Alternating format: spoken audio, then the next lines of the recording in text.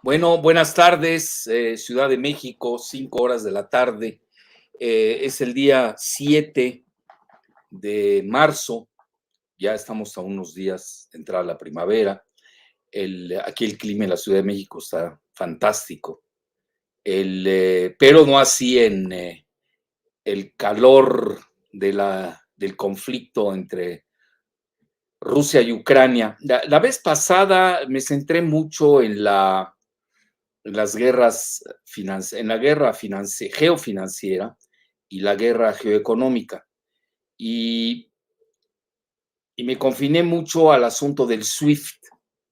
Y ahora les había prometido, pues no había tiempo tampoco, y había que ver los desarrollos. Acuérdense que esto cobra cada día una nueva dimensión y otra dinámica. A veces disminuye su ritmo, a veces acelera.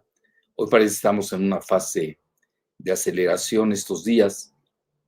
Estamos en el 12º día del conflicto y vamos a ver precisamente de que sí hay salidas, parece ser, a la cuestión de estas sanciones catastróficas, como le llamó el presidente Biden y la Unión Europea y hasta la OTAN, en contra de Rusia, que prácticamente pues la quieren sacar del sistema financiero internacional. Y sí hay, la propia Rusia tiene un sistema, unos le llaman MIR, M-I-R, que al parecer quiere decir paz en ruso, y China tiene el suyo también. Es incipiente, es embrionario, pero China tiene un arma muy poderosa. Y de entrada se las digo para que nos sigamos con esa idea. Sí tiene su yuan, ya saben, el yuan es la divisa china digital, en donde le lleva una gran ventaja a Estados Unidos. Y ahí sí se puede cambiar la correlación de fuerzas, que por lo que estamos viendo a nivel económico y financiero puede acabar en una guerra pírrica entre estos dos grandes bloques. Entonces, pues ya iniciemos, ahí lo vamos a ir desarrollando conforme vaya esta charla. Bueno, adelante, Giselita, por favor. Bueno, ahí está, ese es el tema de hoy. ¿Se doblegarán Rusia, China e India a las sanciones catastróficas de EU y la Unión Europea? Bueno, van a decir por qué puse la India, ahorita lo van a descubrir. ¿Por qué? Porque la India no está jalando con Estados Unidos. Realmente se abstuvo en la votación del Consejo de Seguridad. Recuerden que hubieron 2 votaciones, la gente se confunde mucho, bueno, no tienen que saber todo. Una cosa es el voto en el Consejo de Seguridad, donde están los 5 grandes y otros 10, es decir, hay 5 permanentes, ya saben quiénes son Estados Unidos, Francia, Gran Bretaña, Rusia y China. Y luego hay 10 países por los que se vota y forman parte del Consejo de Seguridad. Pero los únicos 5 que tienen derecho de veto, es decir, no pasaría la resolución, son los 5 permanentes que les acabo de nombrar. Y otra cosa es la votación, y esa sí es binding, como se llama en inglés, B-I-N-D-I-G, binding, quiere decir vinculante. Mientras que las de la Asamblea General de la ONU, sino que le pregunten a Cuba, ¿no? ¿Cuántas veces ha obtenido votos favorables? Pero pues no son vinculantes, dicho en términos más suaves, no tiene dientes. Entonces, ahí no pierdo mi tiempo en esa parte.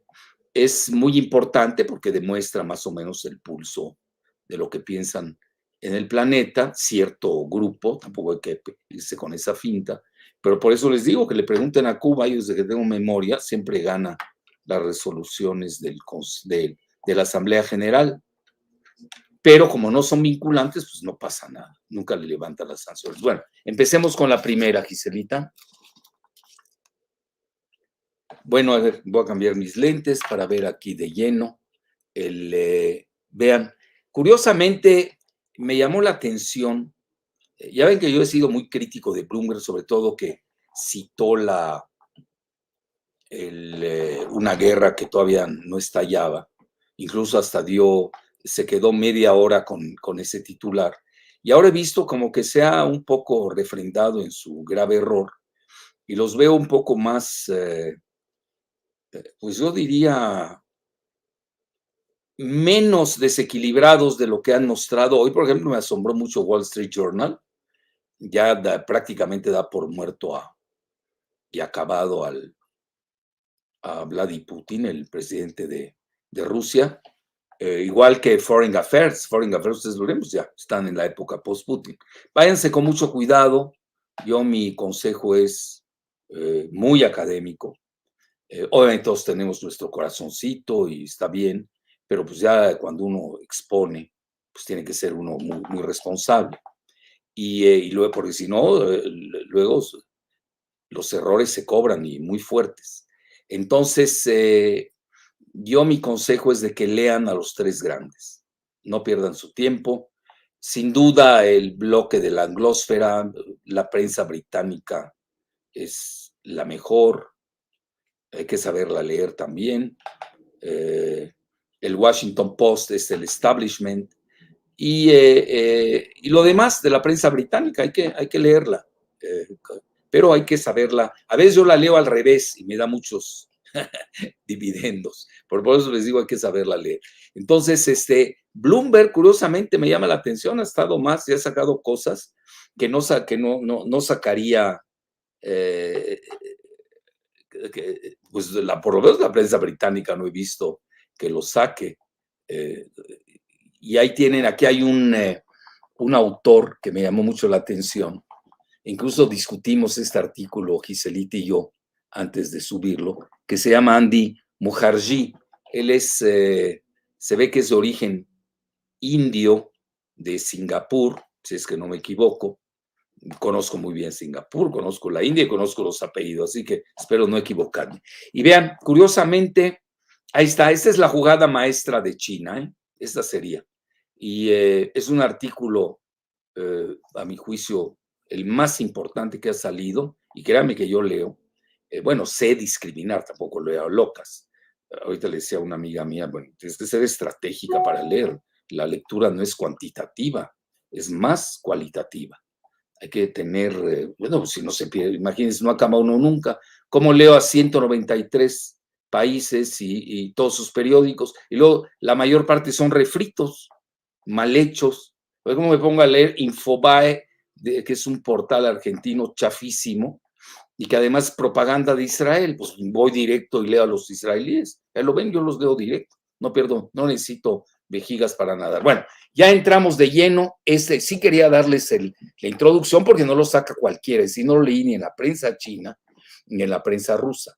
Entonces, dicen que China sí puede darle la vuelta al SWIFT, poniendo en juego el dinero digital. Vean qué importante. Entonces, dice, los bancos pueden enviar mensajes para mover fondos y fondos, a ver cómo dice aquí, ahora sí necesito mi lupa. Fondos, luego, sanciones en contra de Rusia subrayan la necesidad de Beijing de cortar su cordón, se refiere al cordón umbilical, con el sistema dominado por Estados Unidos. Realmente este artículo a mí me gustó mucho y conste que es Bloomberg, que no son demonios de mi devoción, pero uno también hay muy buenos escritores, hay otros que para qué les cuento. Y cito, 5 días después, bueno, esta es una frase mía, de la operación militar especial de Rusia en Ucrania, Andy Mukherjee de Bloomberg afirmó que, cito, China puede dar la vuelta al SWIFT poniendo en juego su dinero digital, cuando las, cito, sanciones subrayan la necesidad, bueno, ya lo había traducido, para Beijing de romper su dependencia con el sistema dólar céntrico dominado por Estados Unidos. Síguele, Giselita. Vean, tiene algo malo Bloomberg, es muy cara la suscripción, ¿eh? Se los adelanto, carísima. Creo que es ¿cuánto era, Giselita? ¿600 o $6,000 al año? Algo así, ¿no? Pero era carísima. Bueno, según Mukherjee, las sanciones contra Rusia la puedes hacer más grande, podrían otorgar a los rivales geopolíticos de Estados Unidos, especialmente China, la justificación para promover versiones digitales de su dinero en sus propios bancos centrales para las finanzas y los gobiernos globales. Cierro la cita. Lo cual, cito, podría debilitar la influencia internacional del dólar. Ustedes van a ver ahora cómo él lo dice, ya lo sabíamos, yo por lo menos sabía que acuérdense, yo no soy financiero, soy geopolítico.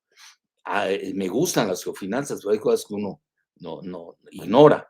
Entonces, para mí el dólar es la fuerza más poderosa que tiene Estados Unidos. Prácticamente el 65% de las transacciones financieras se hacen en dólares y un 30% en euros. El euro le puede ir mal en estas jugaditas que se están dando a nivel financiero. Y luego el restante, ¿no? En tercer lugar vendría el yuan, que es mínimo, el yuan o renminbi, como le quieran llamar. Luego está la libra esterlina y el yen nipón. Entonces, esto puede debilitar la influencia internacional del dólar. Y me hago la pregunta, ¿se habrá disparado en su propia ingle la triada EU, la OTAN y Unión Europea? Ya empiezan a haber fracturas el día de hoy, ¿eh? Lo van a ver. Ahí Giselita me ayudó con algo, como ella vive en Alemania, con una nota ahí de Deutsche Welle muy interesante. La siguiente, Giselita. Bueno, a esta mujer sí aduce que los tres principales, esto es fundamental. Yo, por ejemplo, sabía lo del dólar, ¿no? Ahí está, la final. El SWIFT también lo sabíamos, pero el CHIPS, CHIPS, que es un clearance, ahorita lo vamos a ver, a no confundir con los semiconductores, escríbanlo todo en mayúsculas, los chips y su dólar. La siguiente, Gisela, es la triada, el poder real del la anglósfera, más que de los demás. A ver, a su juicio, SWIFT constituye un panóptico financiero. Les doy la traducción de la RAE de panóptico. Es algo construido de modo que toda su parte interior se pueda ver desde un solo punto. Creo que hasta la cárcel de Lecumberri lo hicieron con esa modalidad. Estuvo muy de moda a principios del siglo XX hacer cárceles panópticas para que no se les escaparan los presidiarios, ¿no?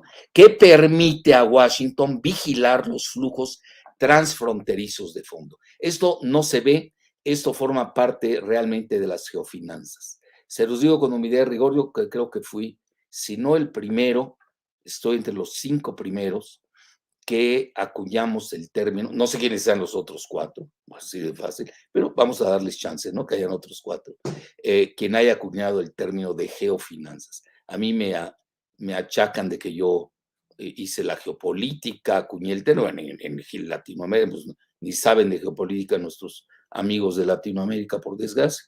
Entonces, pero no hay tal, es todo un concepto que viene del siglo XIX, en la época biologista y 20 de Darwin, por ahí, etcétera. Y geoeconomía tampoco es mío, también porque yo tenía una columna en el Financiero, se llamaba Geoeconomía. Esto fue de Edvard Ludwig. Yo estaba en Washington, se lo escuché en una conferencia, cuando solía ir muy frecuentemente en la Universidad de Georgetown, que es jesuita, por cierto, ahí en Washington. Bueno, ahí sigamos, pero la de geofinanzas sí, esa parece ser, si no fui yo el primero, ahí lo podemos buscar, no hay problema. Entonces vean lo que quiere decir CHIPS, the clearing house, así de fácil. Y ahí les da la definición. A ver si elevas esta, Giselita, para no usar mi lupa. CHIPS, about CHIPS, que dice ahí. Bueno, a ver, es el mayor sector privado de clearing system, es decir, compensación de pagos del mundo. Fíjense, ahí lo tienen. Representa un club, por eso se llama Clearing House Interbank Payments System. Vean sus siglas, son CHIPS. No se confundan con los chips semiconductores.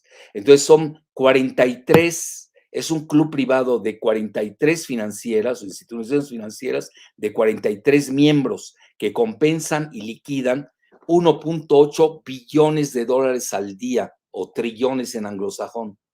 Es decir, casi el doble del PIB de México, al día, usando una cuenta prefinanciada en la Reserva Federal. Aquellos que quieran expulgar o explicar lo que quieran, pues ahí lo pueden buscar. Esta es la página de ellos, de CHIPS, de Clearing House, Interbank Payments System. Ok, la siguiente, Giselita. Ahí están, los 43 miembros tienen oficinas en EU, lo que les hace punibles a las leyes estadounidenses. Pues sí, tiene el control absoluto. Como medida precautoria para escapar del yugo financiero del CHIPS de Estados Unidos, China tiene preparado su propio sistema de pagos interbancario transfronterizo, por sus siglas en inglés, CIPS, que liquida los adeudos internacionales en su divisa, el yuan, y puede transmitir sus propios mensajes en sus redes prescindiendo del SWIFT. Entonces ahí tienen ustedes el CIPS, ahora sí sin H, el CIPS de los chinos puede ser competitivo con el CHIPS. La siguiente, y ya no se diga el yuan digital, ¿eh? La siguiente, Giselita. Eso es muy original, ¿eh? Fuera de Bloomberg, en Latinoamérica nadie ha escrito de esto. Las limitaciones del CIP sin H chino radican en que 40% de los pagos internacionales se realizan en dólares, mientras que el yuan solo participa en un magro 3%, por lo que no constituye un sucedáneo para el CHIPS estadounidense. Bueno, pero ahí inicia. La siguiente es el famoso CIPS. Vean, Cross Border Interbank Payment System. Bueno, mientras China balbucea financieramente frente a la hegemonía de la triada letal del SWIFT Chiefs bueno, imagínense Rusia, pues no tiene ni una, su rublo no es competitivo frente al dólar. Luego, pues el CHIPS no lo tiene y el SWIFT pues, tampoco, por eso le aplican esas sanciones tan dolorosas, aunque tiene el MIR, pero todavía es incipiente, muy embrionario. Entonces, pero China lleva una delantera impresionante en su divisa digital, conocida como ya saben, CNY, el yuan digital, que inició su experimentación en varios centros piloto en China continental a finales de 2017. Ahorita les dejamos un link del paper para aquellos que quieran estudiar. Ahorita aquí interactuamos, aquí no hay egoísmo de que nos guardamos las notas. Yo cuando estudiaba a mis profesores, bueno, nunca nos dejaban acceder a sus fuentes. Es otra etapa hoy, ¿no? Todavía no existía el Internet para empezar. La siguiente, Giselita. Pero eran egoístas, lo tengo que reconocer. Yo no lo soy. Bueno, ahí tienen ustedes, este es un trabajo, un grupo de trabajo del Banco de China sobre la investigación y desarrollo del E-CNY, es decir, el yuan digitálico. Vean cómo se llama, Progress of Research and Development of E-CNY in China. Según el Banco Central de China, el yuan digital está, cito, diseñado principalmente para pagos domésticos al menudeo. Bueno, de aquí que se haga internacional, pues no les falta mucho. La siguiente, pero curiosamente está adelantado a Estados Unidos. Yo que he leído varias cosas de la Reserva Federal de Estados Unidos, les preocupaba la delantera que llevaba China mucho antes del conflicto de Ucrania y Rusia. La siguiente, Gise. Bueno, más allá de las consideraciones técnicas del yuan digital, Mukherjee, ¿se acuerdan del el escritor analista, muy bueno, por cierto, de Singapur, que escribe en Bloomberg, juzga que será impermeable a la mensajería del SWIFT y a la vigilancia del CHIPS de EU. Entonces se brinca dos. Imagínense, pues ya prácticamente le dio la vuelta. Mientras el yuan per se prosigue la erosión del dólar, por lo que cito, la esfera del dominio económico estadounidense pudieran retraerse, no en un año o dos, pero quizás en una década. Es decir, ya empezó. Ya, vean, hoy estaba leyendo a un hedge funder, Bill Ackman, lo saca ahorita de Daily Mail, que yo lo leo obviamente con reservas, hay unas cosas en las que estoy de acuerdo, estoy en desacuerdo. Acuérdense que hay mucha infodemia. Entonces, hablaba que ya empezó la Tercera Guerra Mundial. Lo que pasa es que es diferente, no necesariamente hay que ser nuclear. Y habla precisamente de que si Estados Unidos no consigue atraer a China, pues van a haber problemas, porque sí, la alianza de China y Rusia parece ser que es, como dicen en inglés, solid rock, está más fuerte que nunca. Y hoy lo dijo precisamente en Beijing, nada menos que su canciller. Ahorita también. Y les voy a dar la cita, adivinen de quién, de The Times of Israel. Nada menos, ¿eh? Que ellos sí entienden las jugadas financieras. La siguiente. Bueno, ahí está, está. A ver, si puedo. No veo aquí el inicio, Gise.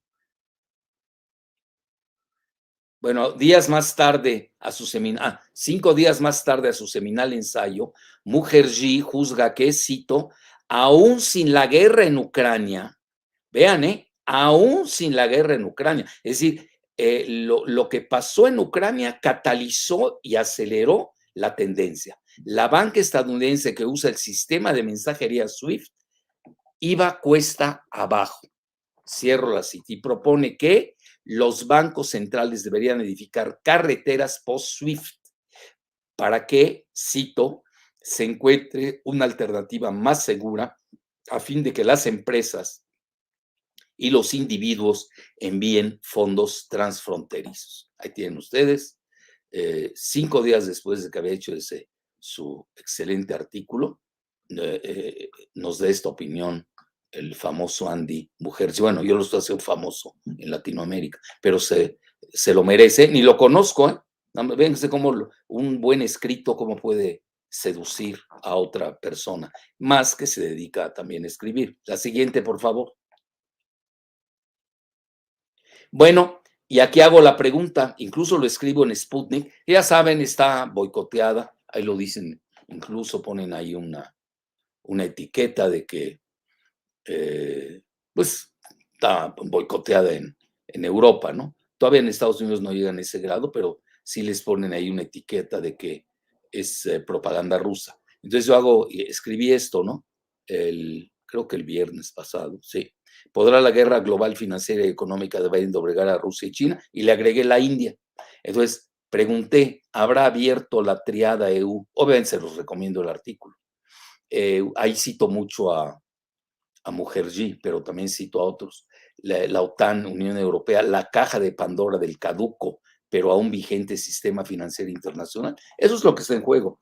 Hoy lo dijo, no ayer, en una entrevista a NBC y a ABC, el canciller ruso Lavrov comentó de que más allá de Ucrania, lo que está en juego ahí, obviamente, es el nuevo orden internacional. Que ya les dije hasta el cansancio, ¿será tripolar o no lo será?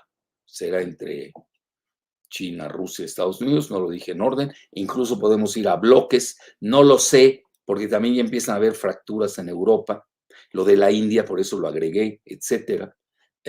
Puede ser 2 bloques, sería una bipolaridad regional, fíjense qué interesante. Es decir, por un lado el bloque EU, OTAN, Unión Europea, obviamente la anglósfera llevando la batuta, y por el otro el eje euroasiático del RIC, Rusia, India, China. Ahora me iba a decir, bueno, es que India y China están peleadas, sí, pero Rusia se va muy bien con India desde siempre, desde Gandhi, desde los Gandhi que no son de la misma familia, el partido del Congreso, y ahora con Narendra Modi, que es primer ministro, es un nacionalista hindú, que no indio. Recuerden que el 85% de la religión de la India son hindús, y ellos precisamente son plurales. Vean, yo conozco muy bien la India, he ido 6 veces, he leído mucho sobre la India, pues yo cada vez que viajo leo, y he leído mucha literatura sobre, sobre la India, y su mentalidad es plural, porque el hinduismo como religión es politeísta. Entonces, yo veo un gran reflejo de su politeísmo religioso, no es nada disímbolo ni ajeno al pluralismo universal. Eso es muy importante. Bueno, la siguiente. Sí, y vean, y ahí siempre hay de todo. No están tomando en serio, se los digo abiertamente, por eso lo puse, ¿no? Global Times, que es el partido oficioso del Partido Comunista Chino, Y no sé si ustedes lo sepan, esto no ha salido mucho en Latinoamérica, pero esto ha causado mucha risa en China. Ya ven que ellos son muy pro animales en cierta medida, y les llamó mucho la atención que la Federación Internacional Felina haya prohibido, pues haya boicoteado a Rusia, es decir, los gatos rusos ya están siendo, bueno, ya están sancionados. Entonces, y vean, las catastróficas sanciones de EU, la OTAN y la Unión Europea han llegado al grado grotesco de que la prensa china se mofe de ellas por haber sancionado a los gatos rusos. Cito, un ridículo más allá de la imaginación que manifiesta, cito, la falta de dentadura del drama occidental. Así lo ven en China, es importante que lo tengan presente. Porque vean, si nada más ven ustedes la prensa de la anglosfera, pues ya, no pierdan su tiempo, ya perdió Rusia, ganó el comediante Zelensky, que hoy lo estaba enalteciendo The Times of Israel como si de ser el nuevo Sansón, ¿no? Así el gran luchador judío. Hay que tener mucho cuidado con eso, ¿eh? Porque luego vienen los efectos boomerang. Eh, y a ver, ¿cuántos millones de habitantes tiene Ucrania? Tiene 44 millones. Los judíos ahí, lo digo respetuosamente, exageradamente son el 0.5%, si no el 0.2%. Tengan cuidado, no, esas exaltaciones de que el nuevo Sansón, bueno, no lo dicen así, pero más que Sansón, porque Sansón se cayó y el templo cayó sobre él. Pero aquí, no, Zelensky ya está en las puertas del Kremlin y va mañana a agarrar y matar al mismo Putin. Ten mucho cuidado con eso. Pues yo les exhorto a que lean en forma tripolar y tengan una lectura geoestratégica para que hagan ustedes su propio criterio. La siguiente, por favor. Pero sí les quise poner, no están tomando en serio esta situación. Ahora, aquí también el ministro de Finanzas o de Economía, no sé cómo le llaman ahí en Francia, ahorita lo vamos a ver, a los 7 días de las catastróficas sanciones de Biden contra Rusia, que es real, fueron catastróficas, durísimas. Bruno Le Maire pidió, cito, una guerra económica total contra Rusia, cierro la cita, aduciendo que las sanciones son, abro la cita, terriblemente efectivas, lo cual también es cierto. Dice, vamos a librar una guerra económica y financiera total contra Rusia, cierro la cita, refocilándose del, cito, colapso del 30% del rublo y del derretimiento de sus reservas foráneas, concomitantes al colapso de sus mercados y el incremento de la inflación con un alza en las tasas de interés al 20%. Le Maire, que es Bruno Le Maire, es se jactó de que podía provocar el colapso de la economía rusa. Entonces, vean, aquí lo dicen, bueno, yo sé francés, nunca lo he ocultado, y dicen, el corazón de las críticas notablemente viene de la parte del antiguo presidente ruso Dmitry Medvedev.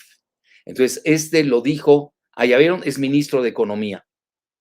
Lo dio el martes pasado, la hizo a France Info, y provocó una onda de choque en el seno del gobierno, que se tuvo que retractar el ministro de Economía. Aquí habría que, en lugar de finanzas, le debí poner economía, etcétera, y tuvo que retractarse de pues ya era una declaración de guerra. La siguiente, y ahí viene el tuit del expresidente Medvedev, que vean, los que hemos seguido la política interna de Rusia, Medvedev es considerado como el más prooccidental dentro del seno gobernante en Rusia, que la mayor parte viene de San Petersburgo, que no puede haber una ciudad más occidental que San Petersburgo, cualquiera que lo conoce lo sabrá. Para mí es una de mis ciudades favoritas, se los digo abiertamente. Incluso fue fundada por Pedro el Grande basándose en una ciudad de Holanda. Y quien vaya a San Petersburgo, bueno, van a ver ahí el Museo del Hermitage, pues pura joya artística de Occidente. Toda la arquitectura de los italianos, renacentista, etc. Bueno, y el ballet Mariinsky, tuve la fortuna de asistir, pues, Le Ballet Russe, imagínense, Diaghilev, etcétera. Pues es mucho mejor que el ballet francés, y eso que fue en la época de Luis XIV que se inventó el ballet, ¿no? ahí en Versalles, pero nadie le llega, ni siquiera el Bolshoi. Nada le llega al Mariinsky, al Teatro Mariinsky, el famoso ballet de San Petersburgo. Y luego uno conoce San Petersburgo y te salen con que Rusia no es occidental. Bueno, ahí luego me la platican. Bueno, entonces vean, después de que el expresidente Dmitry Medvedev lo paró en seco en un tuit, el desregulado Le Maire retiró su insensata declaración de guerra contra Rusia y dice, bueno, lo pusieron en francés, su ministro francés de Economía, ¿no? Bruno Le Maire, ni siquiera lo citó, dijo hoy que nos habían declarado la guerra económica. Le dice, pongan atención a su discurso, señores, y no olviden que las guerras económicas en la historia de la humanidad frecuentemente se transformaron en guerras reales. Pues ya, ahí tuvo que retirar, obviamente el mismo presidente Macron intervino. La siguiente. Sí, hay muchos que se apasionan, ¿no? Pierden el equilibrio y el control mental. Y luego vean, este es David Goldman, yo lo sigo mucho en Asia Times, él es judío estadounidense, pero es muy brillante. Destaca que el sistema de pagos chino SIPS puede sustituir al SWIFT en las operaciones financieras de Rusia. Escribe en Asia Times, es un portal controlado por Japón, pero que, cito, podría desencadenar sanciones de EU a los bancos chinos. Bueno, eso también está por verse. Ahí lo tienen, aquellos que lo quieran seguir, ahí les doy la cita. La siguiente, Giselita, pero sería un alto costo evitar el sistema SWIFT. Bueno, y luego viene Sergei Glaziev, que es un economista y académico ruso que fue muy cercano a Putin, luego se alejó. Él es más de la escuela, pues yo diría es un keynesiano, es más de infraestructura. Publicó 2 días después de que Biden anunciara sus catastróficas sanciones un artículo titulado, se los recomiendo, buenísimo. Es decir, para que tengan otro punto de vista. Acuérdense que aquí en este radar geopolítico somos dialécticos, directamente dialécticos. Sanciones y soberanías en una revista semanal que se llama Expert y donde da sus propuestas para contrarrestar la doble guerra financiera y económica. Considera que, cito, Rusia no ha sido dañada seriamente. Bueno, ustedes leen la prensa occidental y para qué les cuento. Hoy, por cierto, Zero Hedge de Tyler Durden publicó que se dio una carnicería en los mercados, pero en los mercados occidentales. Todo se cayó. Petróleo a 140, casi en $140 el barril, los alimentos en las nubes, eso lo hemos visto aquí hace casi 2 semanas, etcétera, los fertilizantes, etcétera. Es decir, viene, le va a afectar a Biden porque le va a pegar, y ya no se diga Europa, le va a pegar con una hiperinflación y al mismo tiempo con una recesión, que es la peor de las enfermedades. Eso se llama en economía estanflación o estagnaflación. Entonces dice, en contraste a la malignamente tóxica infodemia de los medios. La siguiente. Y ahí da varias ideas. Comenta que el principal resultado de las sanciones de Estados Unidos y Europa ha sido un cambio en la estructura geográfica de las relaciones económicas foráneas de Rusia en favor de China. Entonces, ahorita está ganando China, lo cual, cito, compensa plenamente la reducción de las relaciones económicas y comerciales con la Unión Europea. Pues empujaron a Rusia a los brazos de China, así de fácil. La siguiente, que además tiene una gran complementariedad, yo eso lo he expuesto hasta el cansancio. Y vean ustedes, bueno, ahí les doy a aquellos que lo quieran revisar, quienes tienen las reservas del Banco Central de Rusia. Como ustedes lo saben, fueron embargadas. Bueno, yo no sé, las de China no las van a embargar. La que tiene la parte de Rusia tampoco. Las restantes sí. Pues sí, no sé si las instituciones internacionales lo hicieron, pero lo que es Estados Unidos, Alemania, Japón, Francia, sí. Y obviamente United Kingdom, que es Gran Bretaña más Norirlanda. Entonces, Moscú ha diversificado sus cuantiosas reservas, 630,000 millones de dólares, ocupando el 4º lugar a nivel mundial. Escuchen bien, 4º lugar a nivel mundial, con solo una deuda en proporción a su PIB de menos del 20%. Rusia es uno de los países que menos deuda tiene en el mundo. Eso prácticamente no se, como que no lo toman en cuenta, bueno, los pseudoanalistas, ¿no? Y además, ha diversificado sus reservas, vean que a otras divisas y al oro. Por eso hoy el oro llegó a 2,000 la onza. Y no lo están dejando. La banca Rothschild, que tiene el doble fixing, ya ven que se fija en la mañana y en la tarde, del oro, tiene esa prerrogativa. No lo están dejando subir y tampoco a la plata. Ahí vienen buenos momentos para México, sobre todo en lo que se refiere a la plata. La siguiente. Bueno, y además se la lleva a Canadá. A ver qué hace ahí el presidente López Obrador, ¿no? Glasilliev arguye que, cito, el embargo de los activos estatales rusos puede generar en forma simétrica todavía no lo hace Rusia, todavía Rusia no entra en represalias contra los activos que son demasiado ahí en Rusia. Un embargo al servicio de las obligaciones de deuda a los prestamistas occidentales. Cierro la cita. Al mismo tiempo que son embargados sus activos, lo que en última instancia haría que las pérdidas de las partes fueran aproximadamente iguales. Por eso les decía al inicio que va a ser una guerra pírrica, va a ser pírrica. Nadie va a ganar. A nivel financiero y económico, pierden Rusia, pierde Estados Unidos y pierde la Unión Europea. ¿Y quién ganó? Pues ya lo saben. China. Y quizás la India, ¿eh? No hay que descuidar a la India, hay que seguir a la India. Entonces, la siguiente, y obviamente ya en lo militar, pues ya saben ustedes, hemos hablado en extenso. Glasilliev recomienda, cito, completar la desdolarización de las reservas foráneas de Rusia y la sustitución de las divisas de Estados Unidos, la OTAN y la Unión Europea con oro. ¿Oyeron bien? Con oro. Bueno, y Rusia es uno de los principales países con reservas de oro, igual que Sudáfrica, al unísono de introducir un rublo digital con el fin de, cito, fortalecer la soberanía nacional de la economía. Es decir, van a tender a ser autosuficientes, la famosa autarquía de la que siempre hemos hablado, mientras que las sanciones estadounidenses constituyen la agonía de un sistema económico mundial imperial caduco basado en el uso de la fuerza. La siguiente, pues sí, todas sus guerras, ¿no? Sobre todo en el mundo árabe, ¿no? Para controlar el petróleo. Bueno, y ese es un artículo muy interesante, nada más les doy la cita rápido, que le escribe también en Bloomberg Leonid Bershidsky. Y 20 días antes de la aplicación salvaje de las sanciones financieras y económicas de Estados Unidos, comentó que la expulsión de Rusia, porque ya se venía a venir, todo el mundo estaba jugando a cartas abiertas. Lo único que no venía era que fuera tan dramática y tan drástica. Pero lo demás, todos sabían.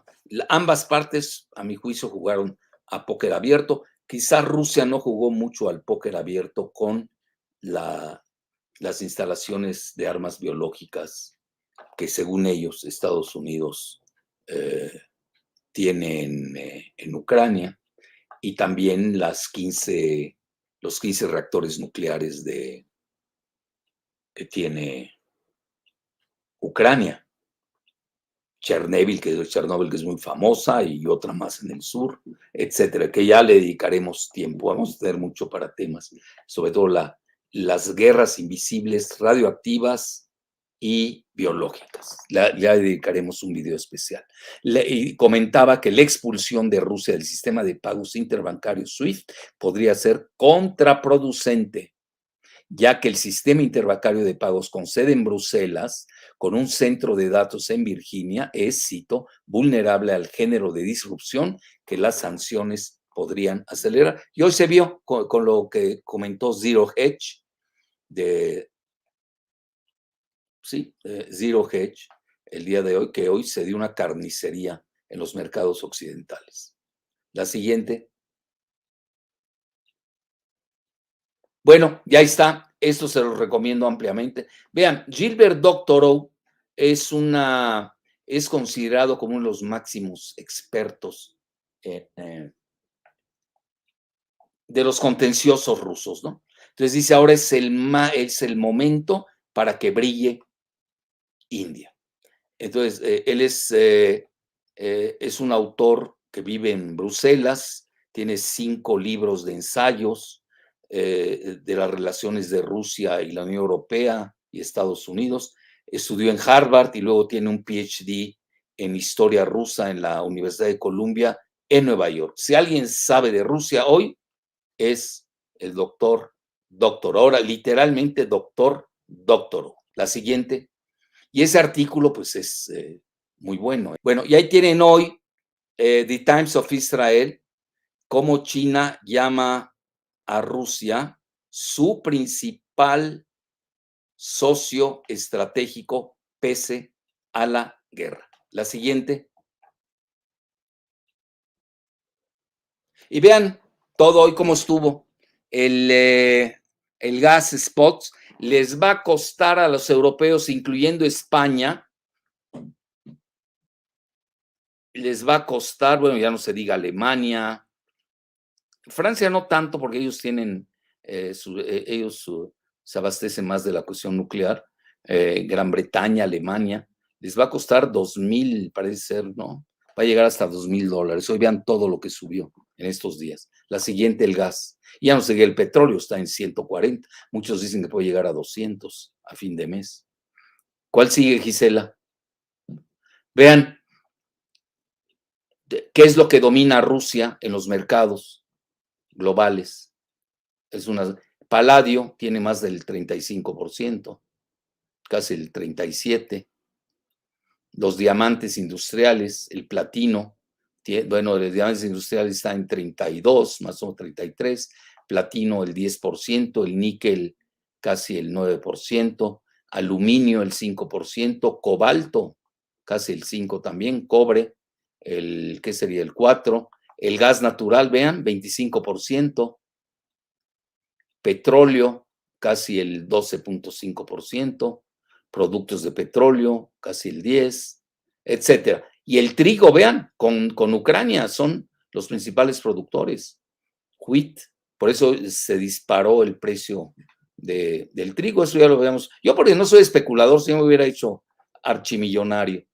No me gusta hacer dinero la desgracia humana. Entonces, y esto a sabiendas, ¿no? Que uno lo puede hacer.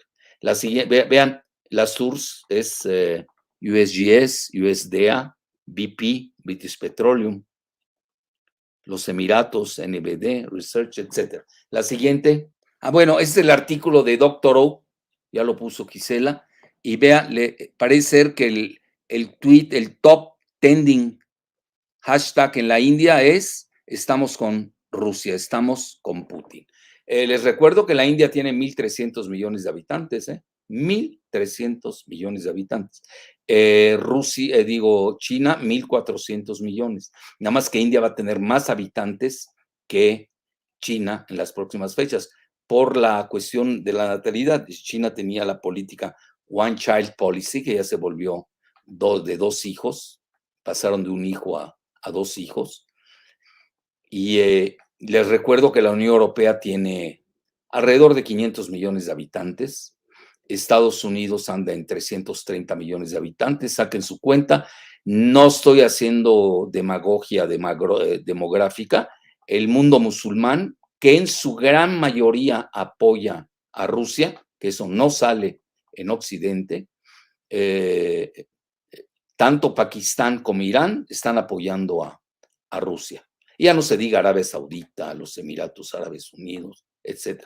Hay algunos otros países que no, pero la aplastante mayoría sí están con Rusia, pero estamos hablando de los musulmanes, son alrededor de 1,800 millones. Vayan sacando su cuenta. Y luego hablamos de la votación de la Asamblea General de la ONU, que muchos se apantallan con eso. La siguiente, por favor.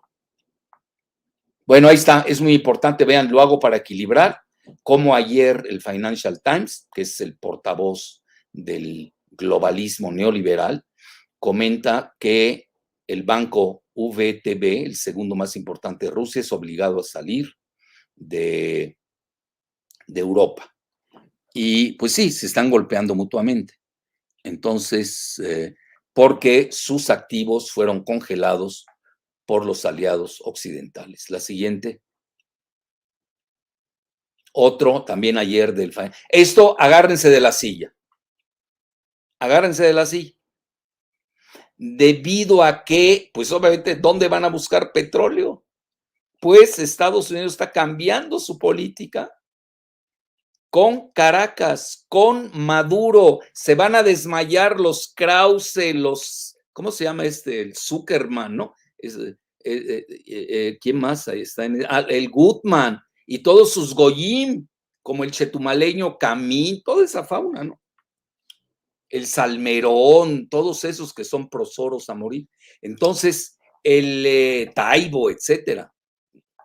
Son las dos caras de la misma moneda de Soros. A ver, la gente no sabe eso, pero aquí se los demostramos. Entonces, necesitan el petróleo como sea y se la van a pedir a Venezuela porque precisamente hoy estaban estudiando tanto el Congreso, hay unanimidad, hay que reconocerlo, tanto de los demócratas como de los republicanos, ya de no importar petróleo de Rusia. Bueno, no le importa. ¿Y de dónde van a sacarlo?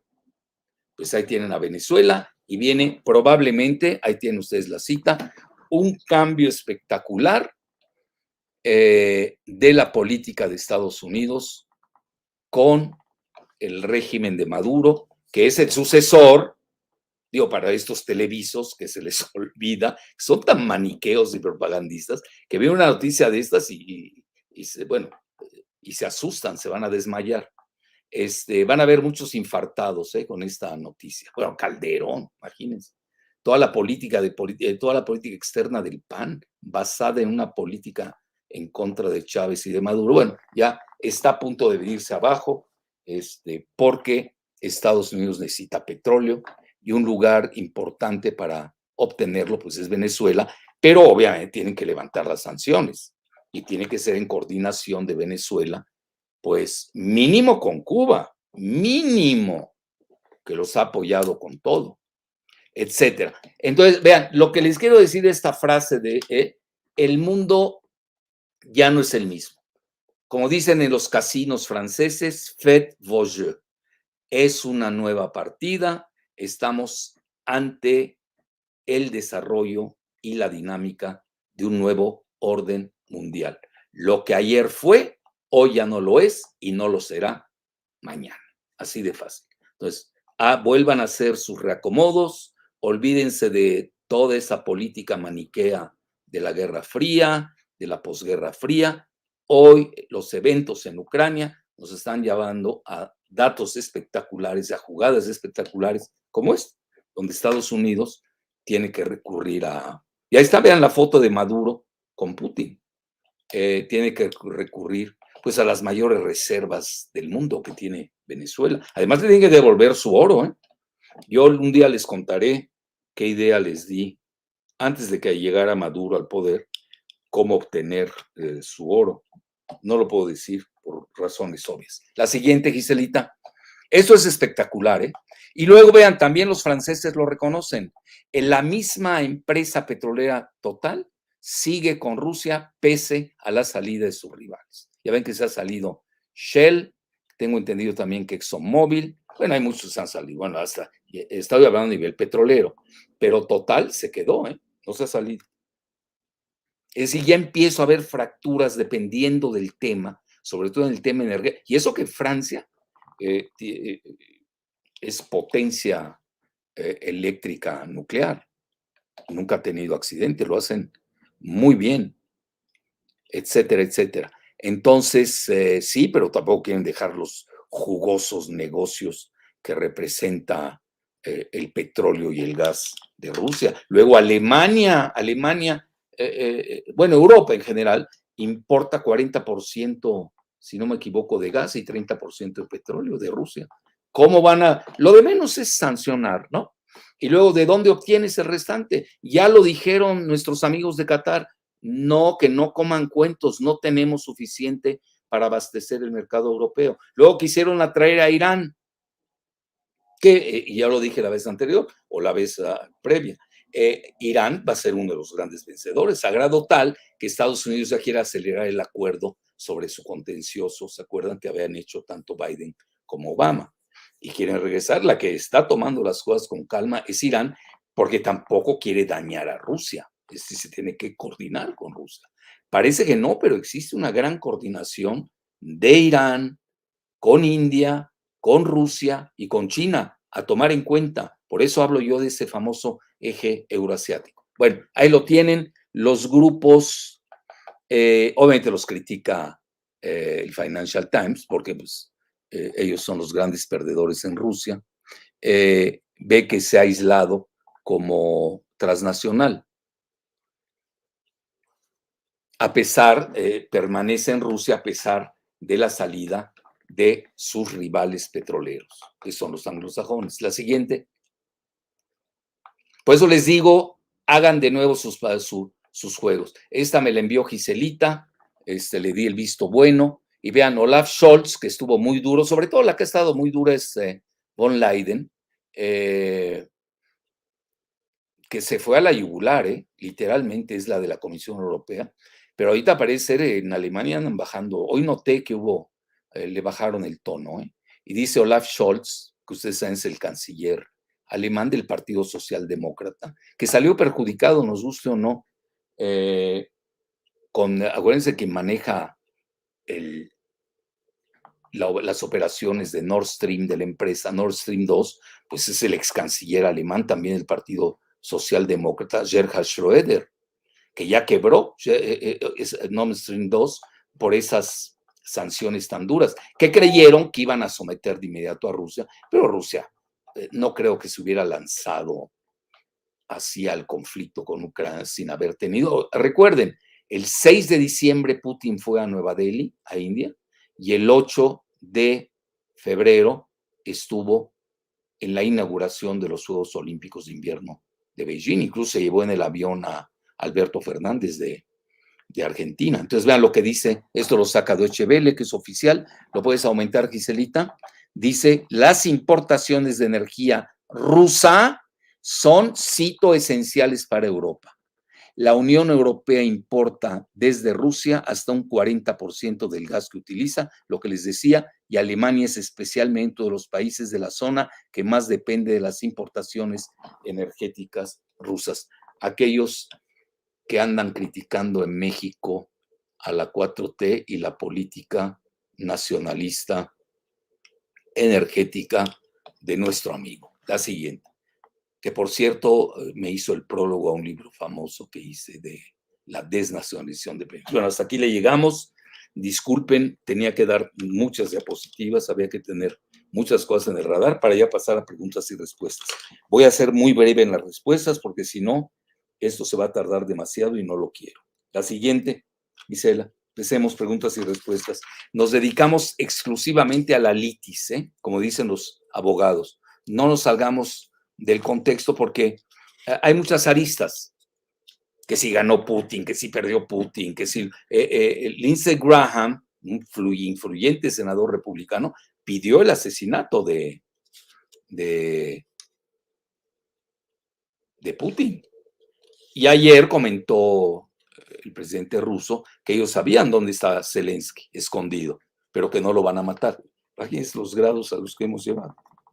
Ya ni San Agustín de Hipona llegó a esos grados. Acuérdense que él hace el libro La Guerra Justa, que es un clásico.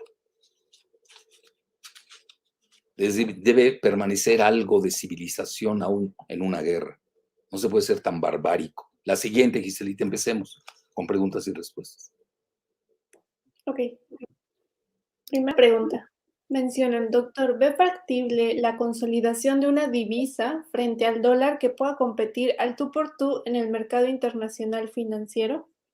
Bueno, el yuan, pero no lo veo de inmediato, La fuerza, la verdadera fuerza de Estados Unidos, que reconocerlo, sigue siendo el dólar. Por eso el sistema internacional financiero es eminentemente dolarcéntrico. Imagínense, 65% de los intercambios cotidianos en el mundo. Y agréguenle su triada, los tres pilares, ¿no? Ya lo vimos, los chips de clearance, ¿no? De compensación, y luego el SWIFT. Nadie los tiene en el mundo. La única manera donde China puede paliar esta situación, y tampoco en el corto plazo, pero sí,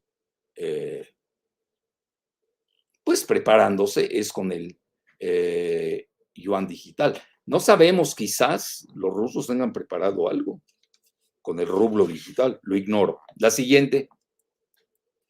Siguiente pregunta. Mencionan, doctor, ¿la invasión a Ucrania fue el medio para acelerar el proceso de pérdida de la hegemonía del dólar? Sí, podemos decir que sí. Nada más que vean, con o sin Ucrania se iba a dar, ya se estaban preparando, tanto Rusia como China. Y también Estados Unidos, pues tenía una gran alianza con Zelensky, ¿no? Y con Poroshenko previamente. Entonces, vean, se habla mucho de que lo que precipita la invasión, esa es la parte rusa, yo les digo, ustedes lo toman, lo tiran, cada quien es responsable de sus lecturas y su hermenéutica o su interpretación, de que ya estaban listos a tener armas nucleares en Ucrania. Pues eso dicen los rusos. A veces tienen 15 reactores. Bueno, Ucrania tuvo armas nucleares. Y eso hay que agradecérselo tanto a Ucrania como a Bielorrusia, como a Kazajstán. En la vieja URSS, los 4 estados dentro de la URSS que tenían armas nucleares, acuérdense que es un tema que yo manejo a nivel de prevención de guerra nuclear, con el grupo del que fui cofundador, que obtuvo el Nobel de la Paz en el 85. No se me vayan a desmayar los acomplejados mediocres, por favor, no se me desmayen. Entonces, lo entiendo, pues digo, yo ni hago ni lo alardeo, si no fuera por ellos no me hubiera acordado. Entonces, cuando desaparece la URSS, se queda Rusia con todo el arsenal de los otros 3 estados, que eran Ucrania, Kazajstán y Bielorrusia. Esto hay que agradecérselos a los 3. A veces esas cosas no salen, no permean mucho en la opinión pública. Por ejemplo, Sudáfrica. Sudáfrica tuvo bombas nucleares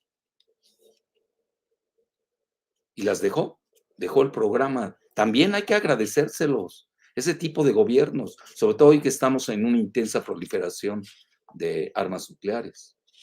Entonces, tienen el know-how. Además, los ucranianos son como los rusos, son la misma raza, son genios. Pues ya, yo les dije, al que más admiro es un ucraniano que se llama Vladimir Vernadsky. Vernadsky es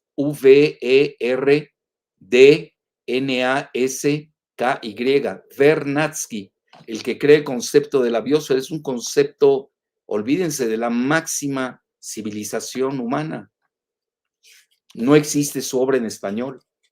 Yo con mi amigo el pintor Vladi, que era ruso, siempre quedamos que lo íbamos a traducir. Bueno, yo no, él. Y luego se nos murió. Genio, un gran pintor de izquierda que vivía. Amigo, era muy amigo. Incluso cada vez el que veía no has leído a Jalife, ¿no? No hables conmigo, les decía. Era fuera de serie, Vladi. A mí me apreciaba mucho. Y yo le hablé de Vernadsky, me dice, ¿cómo? ¿Un mexicano que sepa quién es Vernadsky? Pues por supuesto. Oye, pues, en México hay mucha cultura, bueno, los que leemos, ¿no? Nunca lo leímos en español, desgraciadamente. Yo lo leía con traducciones al inglés.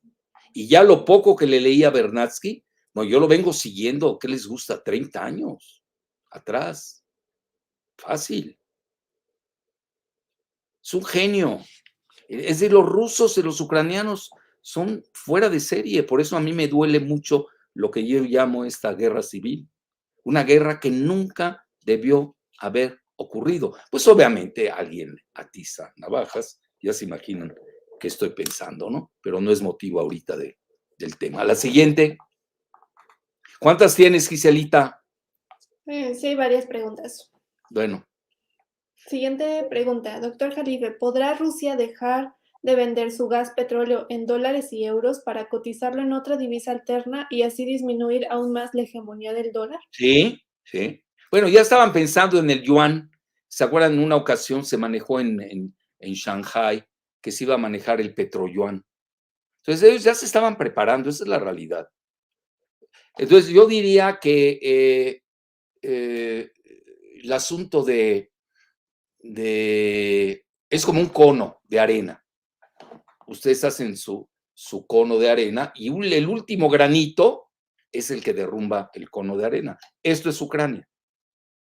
Pero eso ya se venía desarrollando, lo que yo pudiera usar como metáfora, el cono de arena del choque entre Estados Unidos y Rusia, que ahí comete, a mi juicio, lo he dicho, si no voy a cambiar de opinión porque alguien está ganando o alguien está perdiendo, según la infodemia del momento acreditada, la batalla ahí, ¿no? Ya se venía dando, están todos mis escritos de hace 20 años, nada nuevo.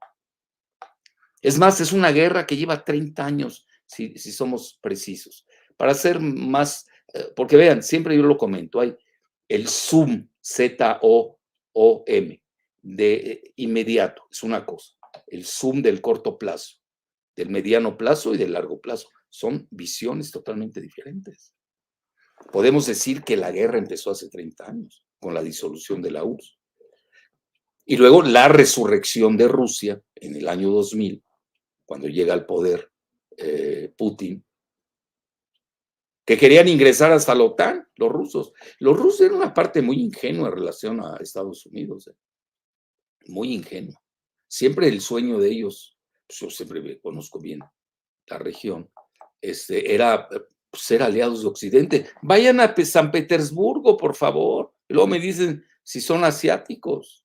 Luego sale Alexander Dugin, que es un gran geoestratega ruso, en el que abreva mucho Putin, con su cuarta teoría política o geopolítica, Alexander Dugin. Y yo, como soy muy plural, siempre leemos a Brzezinski en las clases de geopolítica, pero también leemos a Dugin. Lo que pasa es que no hay literatura ni china ni rusa. Pues, ¿cómo va a leer lo que no existe? Pues, ahí lo poco que va saliendo lo vamos explorando, pero yo trato, y además equilibro con bibliografía ya alusiva de Rusia y de China, pero en realidad toda la bibliografía, la literatura en geopolítica es eminentemente anglosajona. Mackinder, ya no se diga Brzezinski, hasta el mismo Kissinger, etcétera. Bueno, la siguiente. A las 6:15 nos vamos, Giselita, tenemos 10 minutos. Siguiente pregunta. Esta es muy recurrente en el chat y la condenso en dos porque van muy de la mano. ¿Volverá el patrón oro por esto, como se hizo hace años? Y muchos preguntan, ¿se podrá respaldar también con plata la nueva moneda? Bueno, esa fue mi teoría, la de la plata. A ver, incluso,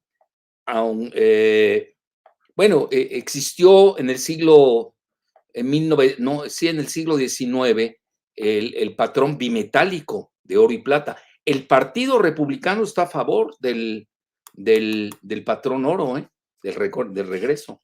Podemos tener ahí una gran sorpresa. A veces que Estados Unidos tiene cotizado muy bajo al precio de Bretton Woods la onza de oro, la tiene cotizada, no sé, $23 la onza, hoy estaba en 2,000. Es un movimiento contable y las reservas, que la mayoría de Estados Unidos no las tienen en dólares, pues ¿para qué? Si es lo que imprimen ellos, la tienen en oro. Un movimiento ahí de contable, pues van a tener 10 veces más de reservas, están esperando el momento adecuado. Y los chinos no sabemos cuánto oro tienen, Los chinos son vivos, no crean que publican el oro. Y yo veo la gran jugada del oro, sí la veo venir, y obviamente ahí hay que tener cuidado en México. No estoy viendo en México, en la 4T, que alguien esté pensando en la cuestión de la plata, y sí me preocupa, se los digo abiertamente. Tenemos que pensar, y ya que se la dejen de llevar estos depredadores de Canadá. Todos se lo llevan, todos se llevan de México.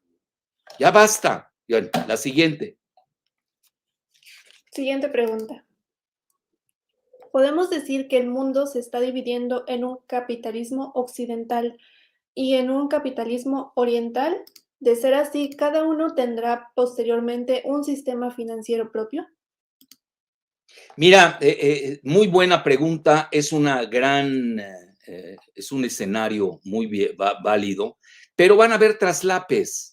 Es decir, el mundo no se va a fracturarse. Va a ser un poco como la época de la Guerra Fría, el muro de Berlín. Yo acabo de escribir en la jornada el domingo. Hablo que el nuevo muro de Berlín va a ser Kiev. Kiev, la capital de Ucrania.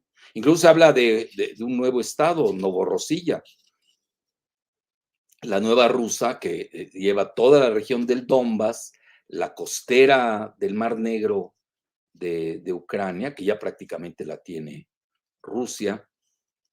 Incluso ya ocuparon la isla Snake, o serpiente, ahí frente a Odessa. Y en Odessa hay mucho judío prorruso, ¿eh? Ojo, no crean que todos los... hoy estaba festejando Times of Israel que ya el gran héroe judío que les da su identidad es Zelensky. Que acuérdense, lo digo también respetuosamente. Hay un libro de Shlomo Sant, el mejor historiador fue bestseller incluso en Israel, que se llama The Invention of the Jewish People. Realmente los házaros son de origen mongol centroasiático, no son semitas. No son semitas. Entonces a mí me aterriza cuando un házaro me dice a mí que soy antisemita. Bueno, ¿y tú de dónde eres semita? Yo sí soy semita. Soy cananeo, fenicio, libanés, semita, árabe. Y los sefarditas o los misrajim, ellos sí son semitas, son nuestros primos hermanos. Nada más que ellos son de religión judía. Son muy respetables. Yo no sé cómo vayan a tomar esas declaraciones que está haciendo Zelensky. Y a mi juicio no creo que les guste esa parte muy respetable de los verdaderos semitas en general, ¿no? De la diáspora judía. Y una vez hablé con una semita sefardita en los Balcanes y nunca había estudiado español, sabía español porque se lo enseñaron sus familiares que habían huido de Andalucía, de España. Bueno, más que de Andalucía, de España, con los Reyes Católicos. Me impactó. Incluso yo tengo hasta una música de ella que me regaló. Imagínense cuántos años. Una grabación cuando estuve yo en los Balcanes, ahí me lo regaló esta dama. A ver si un día lo publico, a ver qué hago con ella. Pues fascinante. Hablaba un español y digo, ¿y dónde aprendió usted español? Me dice, ya, me contó esa odisea. Es decir, se simplifica, se distorsiona la historia, se ideologiza, pero pues no pueden. La verdad puede más que la mentira, nos guste o no.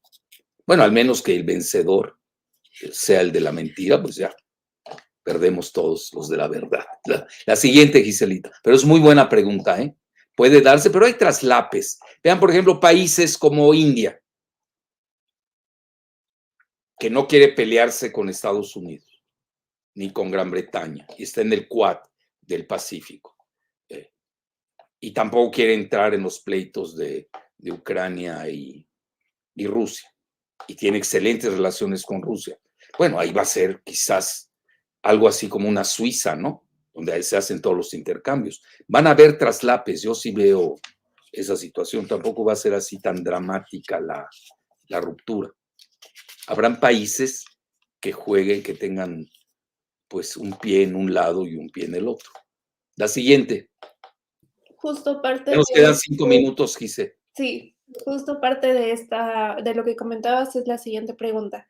Doctor, ¿cree que el RIC pueda consolidarse como el eje euroasiático para hacer un sistema alterno anglosajón y europeo? ¿Qué papel Mira, antes de jugaría morir, Evgeny Primakov, yo lo seguí mucho a Evgeny. Bueno, yo vengo siguiendo esto creo que desde que nací. Evgeny, que fue primer ministro en la época asiaga de Boris Yeltsin, que entre él y Gorbachev, uno por su ingenuidad y el otro por su síndrome de Wernicke, W-R-K-C-K-N-I,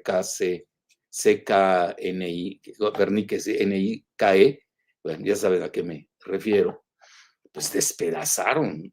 ¿Para qué eres enemigos? Si con los internos tenía la URSS. Y luego se volvió Rusia con Yeltsin. Entonces, Primakov, que está considerado como pues el máximo exponente de la geoestrategia rusa, habló de un RIC, Rusia, India, China. El problema ahorita es que lo han sabido hacer también, pues, siguen las formulaciones de Mackinder y de Brzezinski y de Kissinger también, divide and rule, ya lo saben, balcanizar toda la región euroasiática. Vean, Mackinder lo dijo abiertamente, por eso, ¿quién crea la OTAN? ¿Quién es el creador conceptual de la OTAN? En 1900 y pico. Mackinder, el geógrafo británico. ¿Por qué? Porque había que impedir que Rusia y Alemania se aliaran. Ahí nace el concepto de la OTAN. Que hoy habla China y dice, ya me quieren traer aquí a la OTAN en el Pacífico y no nos vamos a dejar. Hoy estuvo muy duro el canciller chino, como que puso los puntos sobre las íes.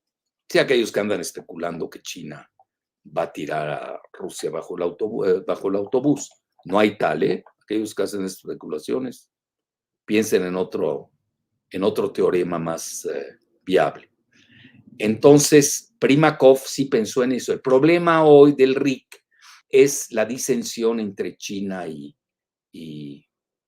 India, que ahí puede jugar un papel de catalizador, de lubricador, de mediador, de moderador, Rusia. Porque Rusia entre las tres es la principal potencia militar. Y Rusia es el primer abastecedor de armas de India. Eso no hay que olvidarlo. Es decir, a veces les piden cosas a X países, deja a tal bloque, está bien. ¿Cómo lo suples? Pero sin suplir, todo bueno. Dame sucedáneos, sustitutos y vemos, ¿no? Por lo menos. Ni eso. Ok, voy a dejar de importar gas ruso. ¿Qué me das a cambio? Y luego ves que va el equipo de Blinken, de Anthony Blinken, secretario de Estado, que para mí no ha sido nada exitoso en su manejo de la política internacional de Estados Unidos, empezando con la salida de Afganistán y la salida silenciosa en Irak, que esa prácticamente no se manejó. Entonces, y hoy de repente los vemos, ya están negociando con Venezuela. Pues no que tenían gas y petróleo. ¿Cómo te atreves tú? ¿Qué estaban blofeando o qué estaban haciendo? Es interesante eso. Eso les habla del diletantismo. Tú no puedes prometer algo si no lo tienes. Primero consíguelo. Entonces, yo creo que abrieron demasiados frentes, tenían el frente de Venezuela, el frente de Irán, de Norcorea, todos los malos, ¿no? Que ellos califican así. Que ese terminajo viene así desde Baby Bush. Bueno, realmente si nos vamos, viene desde Reagan. Ustedes no habían nacido, la mayoría. The Evil Empire, así le llamaban a la Unión Soviética, Reagan y compañía. Y luego ya les empezaron a llamar, con Baby Bush, les llamaron The Rogue States, los estados malignos. ¿Y tú de dónde eres? Benigno. Pues estás santificado. Son terminajos. Claro, como ganó Estados Unidos la Guerra Fría, pues sí, ellos eran los buenos, ¿no? Y luego empiezan con las cuestiones hollywoodenses, pues ya no acabamos. Entonces, abrieron muchos frentes y hoy, pues ya están acelerando las negociaciones con Irán. Que Irán va a vender caro su amor. Pues tiene excelentes relaciones con Rusia, India y China. Pues es su geografía. Vean, al final, geografía es destino. Nada más un tonto del tamaño de Ángel Gurría, el sedillista que estudió en la facultad, ya saben, economía, por desgracia, donde ha salido cada monstruo, que para qué les cuento. No voy a decir de qué universidad, ahí para que la tienen ustedes. Él dijo que era el fin de la geografía. Así lo dijo, nunca lo voy a olvidar. Es que fue una descerebración de tal tamaño que es inolvidable. El fin de la geografía. Yo ya estoy preparando un artículo, el fin de la historia y la histeria de Fukuyama. Vamos a revisar todo lo que ha salido, pues yo ya llevo años en esto. ¿Por qué? Porque había nacido el Internet. Pues hoy el Internet se balcanizó. Ya se salieron todos los del Silicon Valley ya están saliendo de Rusia. Etcétera. Ya hasta Netflix se salió. Bueno, etcétera. Entonces los van a castigar para que no vean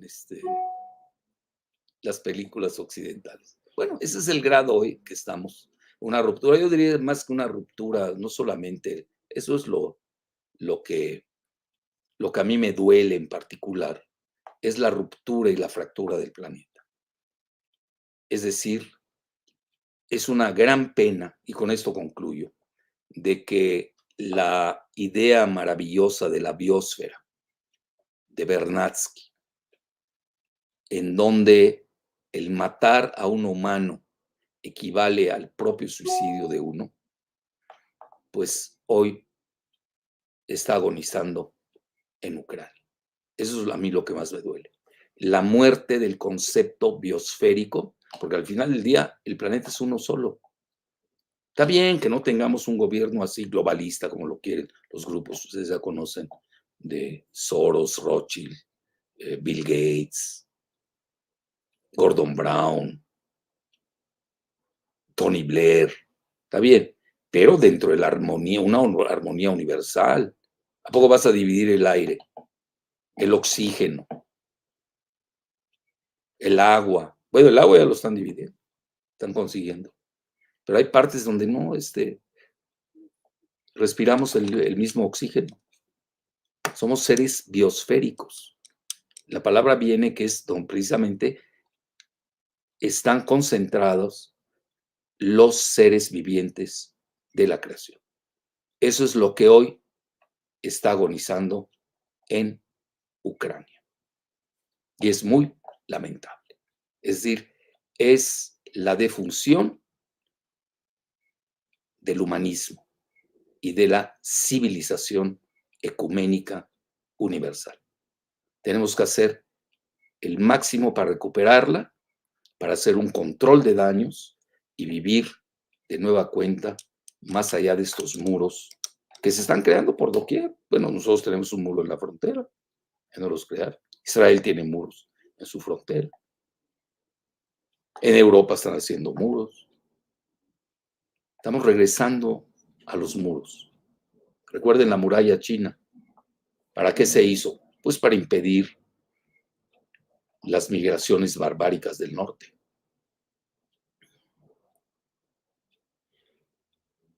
Son aduanas anticivilizatorias. Tenemos que recuperar el humanismo civilizatorio. Toda esa idea, a ver, supongamos que yo soy prorruso y pro-chino a morir. ¿Cómo voy a abandonar el renacentismo maravilloso italiano? ¿Cómo? ¿Cómo dejo eso? ¿Que me voy a fracturar en dos? Me vuelvo esquizofrénico. Es una esquizofrenia geopolítica la que está viviendo el planeta. Bueno, por eso los dejo. Hasta la próxima. Muy amables.